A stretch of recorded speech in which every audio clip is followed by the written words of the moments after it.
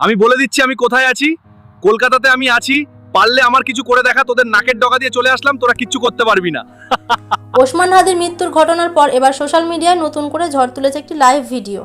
ওই লাইভে ফাইসাল বলে, আমি কলকাতাতে আছি, তোদের নাকের ডগা দিয়ে পালিয়ে আসলাম, তোরা আমার কিচ্ছু করতে পারলি না। লাইভে তার কথাবার্তা, ভঙ্গি, চোখ মুখে আত্মবিশ্বাস সব মিলিয়ে মুহূর্তের মধ্যে ভিডিওটি ভাইরাল হয়ে যায়। বিস্তারিত জানার আগে আপনি যদি আমাদের চ্যানেলে নতুন হয়ে থাকেন, আমাদের চ্যানেলটি সাবস্ক্রাইব করেন, আমাদের সঙ্গেই থাকুন। ধন্যবাদ।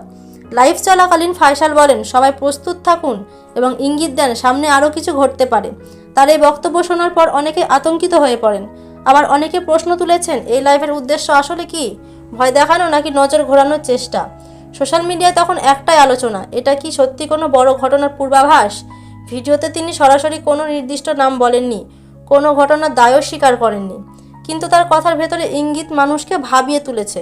কেউ কেউ বলেছেন এটি পরিকল্পিতভাবে ছড়ানো একটি বার্তা, শুধু আলোচনায় থাকার চেষ্টা। বাংলাদেশে পুলিশ তাকে কি ধরতে পারবে? আপনাদের কি মনে হয়? কমেন্টে জানাতে ভুলবেন না। ধন্যবাদ।